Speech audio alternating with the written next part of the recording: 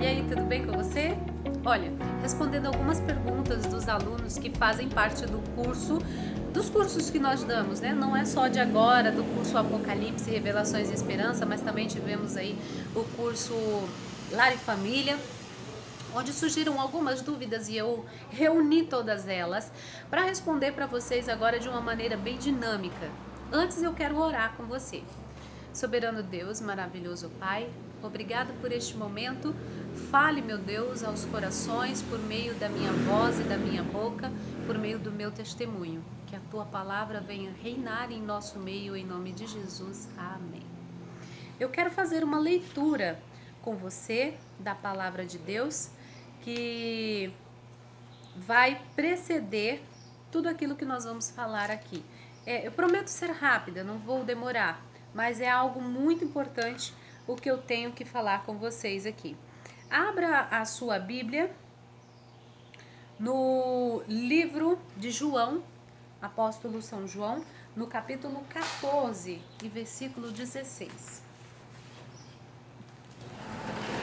E eu rogarei ao Pai, e ele vos dará outro consolador, a fim de que esteja para sempre convosco. Se você prestar bem atenção, aqui está dizendo outro consolador. Então Jesus é o nosso consolador, mas enviaria outro que estaria sempre conosco.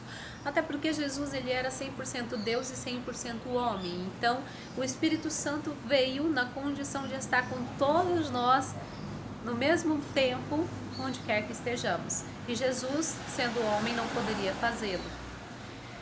E o mais importante de tudo isso é que nós temos a liberdade de buscar a Deus 25 horas por dia, né? E ter Ele ao nosso lado por intermédio do Espírito Santo. Quando eu descobri isso, foi quando eu entendi que eu precisava entregar a minha vida a Deus. Rapidamente eu vou fazer um levantamento para vocês a respeito da minha vida.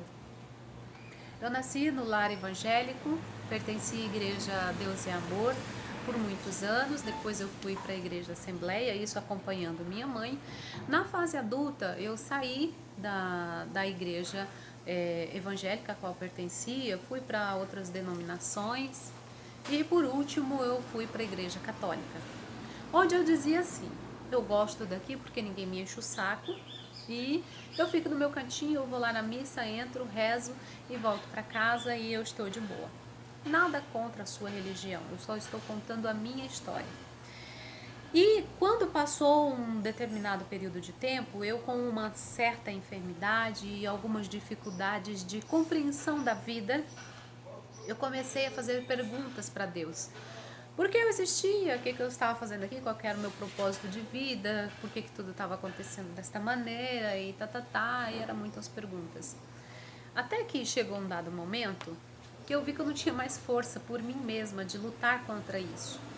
E eu precisei me render aos pés do Senhor. E olha que interessante.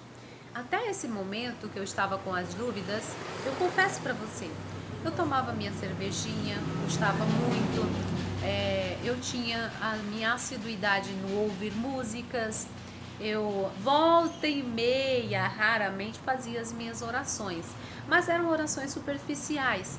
E o meu prazer, sim, estava na minha diversão que eu havia encontrado ali e achava que era a mais ideal, que era no meu próprio prazer. Então eu precisei conhecer algumas verdades. Uma pessoa muito importante na minha vida, que hoje é meu noivo, me convidou para... Na verdade, fui eu que convidei ele, porque eu vi a divulgação, e como ele era da igreja adventista, e ele me levou nesse encontro com Márcia Vidotto, que falava sobre alimentação, reeducação alimentar, hábitos saudáveis, saúde nua e crua, e eu fui conhecer. Na época, eu estava com aproximadamente uns 10 quilos a mais do que eu estou hoje, né? Eu já havia feito um processo de reeducação alimentar, porém eu não havia eliminado a cerveja, a carne, açúcares de maneira completa. Eu ainda fazia uso, consumo, né? Então eu não tinha aquela disciplina, aquela regra para seguir e conseguir chegar no meu peso ideal e obter a saúde que eu precisava. Ou seja, eu tô contando isso para vocês entenderem que Eu não aceitei nenhum estudo bíblico. Vocês estão aceitando o estudo bíblico que nós estamos colocando aqui, né, no nosso canal? Nós estamos disponibilizando o grupo de WhatsApp.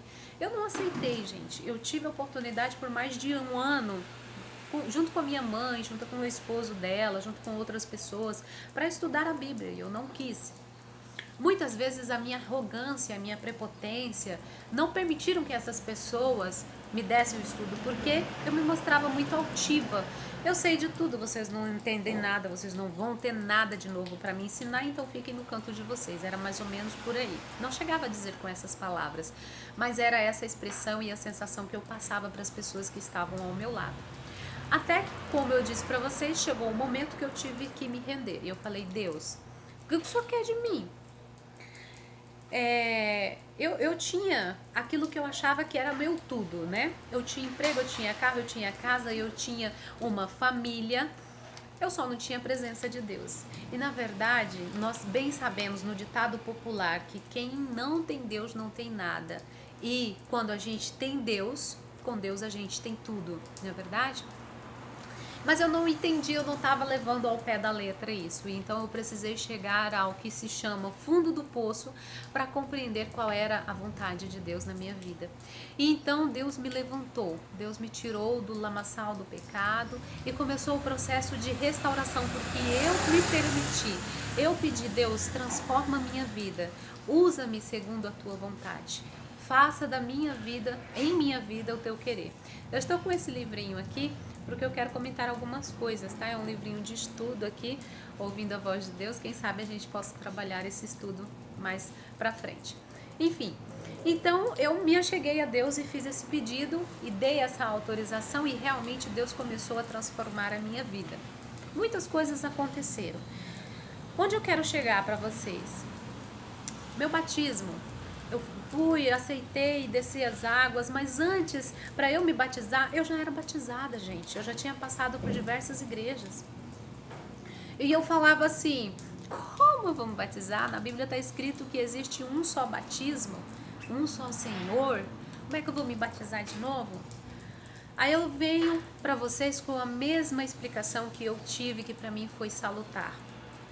Quando você foi batizado, a tua igreja ensinava você o que você está aprendendo hoje nessas aulas, nos estudos que nós estamos fazendo? Pregava verdadeiramente a palavra de Deus e seguia os 10 mandamentos? Seguia aquilo que Deus tem deixado como instrução, como bússola para a sua vida, para a minha vida? Se não seguia isso, esse batismo é anulado. Eu sinto muito te falar, mas essa é a verdade. Outra verdade que para mim foi muito difícil de aceitar foi a questão do sábado.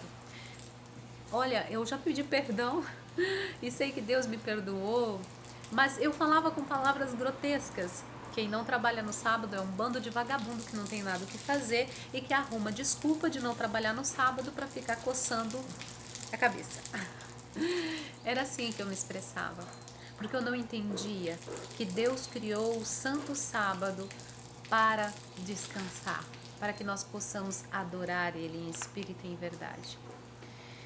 E sabe, foi só mediante o estudo e a minha abertura, o abrir do meu coração, que eu consegui entender as Sagradas Escrituras. E eu falei para vocês que eu passei por diversas igrejas, mas eu não tinha... Eu sou uma pessoa fominha por leitura, tá, gente? Em média, por mês, eu começo de 2, né? Eu leio de 2 a 5 livros por mês. E eu sempre tive fome de conhecimento. E eu não sabia como estudar a Bíblia, como aprender mais de Deus. E eu tive acesso a esse conhecimento. E por me permitir conhecer mais a Deus, é que eu entendi tantas coisas maravilhosas. Eu quero só pontuar com vocês, com você que está me assistindo, que me dá esse privilégio, né? Algumas verdades, tá?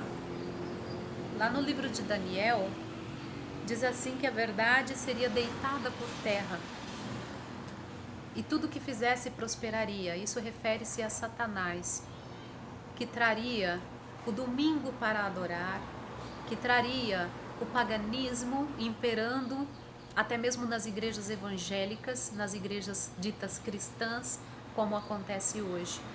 Você não sabe por que você adora o domingo. Você não sabe por que existe a escola dominical. Se você tivesse tirado um tempo parado para analisar sobre isso, você já teria saído do engano e da perdição. Eu convido você a buscar mais, conhecer mais da palavra de Deus. Eu não estou aqui para dar um estudo, tá? Eu só estou contando o meu testemunho. Em outra oportunidade, a gente pode sim trabalhar um estudo bíblico acerca desse assunto, se você quiser. É só você me mandar uma mensagem no 69993211444. Eu faço com você com exclusividade, tá bom? Para honra e glória do nome do Senhor Jesus. Outra coisa que para mim foi muito crucial foram os princípios de saúde, sabe? É observável hoje em muitas igrejas evangélicas verem pessoas ditas cristãs que têm uma vida tal qual um mundano tem. A diferença é que ele toma uma cervejinha sem álcool e a diferença é que ele vai aos domingos à igreja. No resto é a mesma coisa. E nós somos povo santo, nós somos povo separado, nós somos diferente. Nós precisamos resplandecer a glória do Senhor. Nós precisamos ter princípios de saúde. Se você não sabe o que você pode ou deve comer, se você não tem intimidade, eu te dou algumas referências, como por exemplo Levítico capítulo 11. Leia o capítulo todinho que você vai entender, principalmente lá no versículo 44, que você vai entender que Deus quer que você coma de maneira correta para que você seja santificado. Não é só para você não ser gordo. Não é só para você não ter doenças cardíacas, respiratórias, pulmonares, enfim, sei lá. Mas é para você ser santificado. Sem a santificação, ninguém verá o Senhor. Outra coisa que eu quero trabalhar com vocês, falar, estou acostumada a dar as aulas, né? Mas algo que eu gostaria de falar com vocês é sobre como identificar a igreja verdadeira. Sabe, eu tive muita dificuldade nisso. E eu ficava me perguntando, como assim? Como assim eu estive errada o tempo todo? Sabe, eu entrei numa situação de inconformismo. E eu quero que você entre nessa situação também. Efésios capítulo 2, versículos 19, versículo 20, eu vou ler com você, nos ilustra muito bem como identificar essa igreja verdadeira. Como é que nós vamos conseguir distinguir o que é certo do que é errado? Diz assim a palavra de Deus: assim, já não sois estrangeiros e peregrinos, mas concidadãos dos santos, e sois da família de Deus, edificados sobre o fundamento dos apóstolos. O que é o fundamento dos apóstolos? É o Novo Testamento. Esse era o fundamento dos apóstolos, perdão, é o Antigo Testamento. Os apóstolos, eles tinham como base a Bíblia Sagrada. E eles fizeram o fundamento, sendo ele mesmo, Cristo Jesus, a pedra angular. Os apóstolos, eles conheciam, a única Bíblia que eles tinham era o Antigo Testamento. E com base no Antigo Testamento, eles então construíram, mediante aquilo que eles acreditaram, mediante o Espírito Santo de Deus, o Novo Testamento.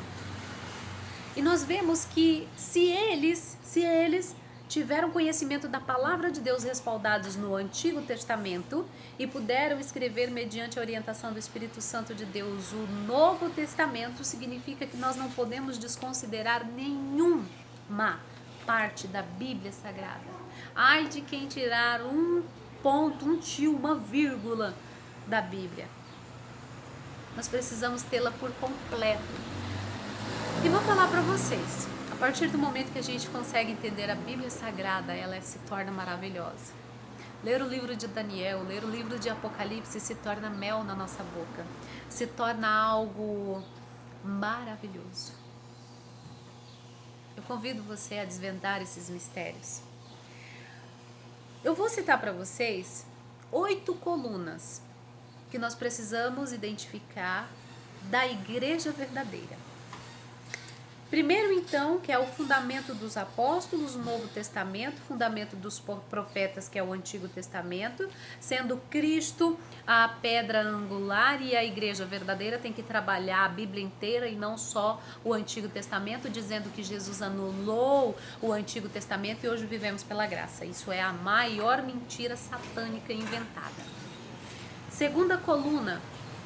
A igreja verdadeira ensina que a salvação é unicamente pela fé em Cristo Jesus. Está lá em 1 Timóteo capítulo 2, versículo 5.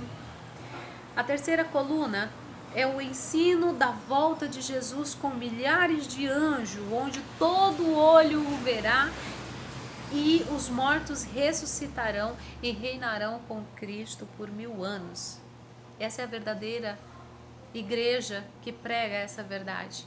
Se você não sabe o que são os 1000 anos, se você não sabe que nós reinaremos com Cristo durante 1000 anos, então você não conhece nada da Bíblia.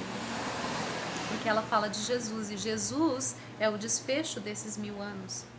A quarta coluna, por ensinar e pregar a validade da lei, a igreja de Deus é objeto da ira de Satanás. Sábado, domingo, quanta gente contra. Servir a Deus no domingo é tão fácil, não é verdade? Está liberado. Tenta fazer o que o mandamento do Senhor diz, lá o 4º mandamento. Tenta fazer o que Deus escreveu com o dedo na pedra, para ninguém apagar.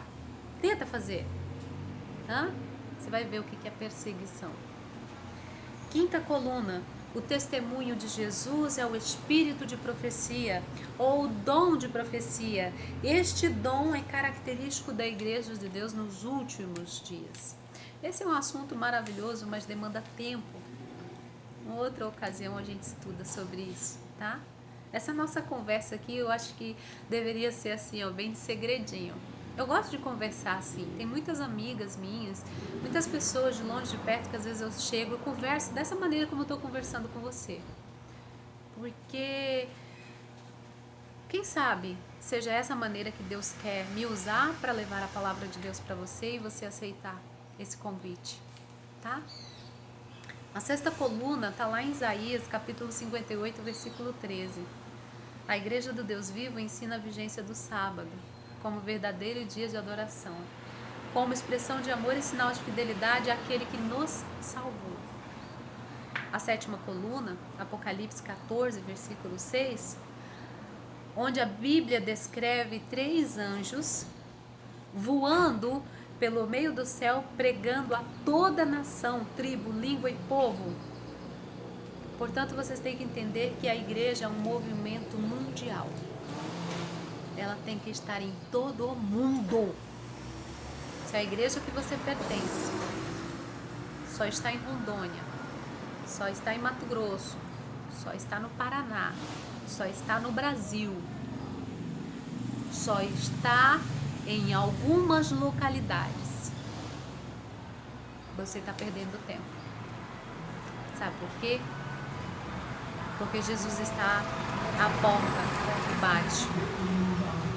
Jesus está muito próximo de voltar a levar os seus escolhidos.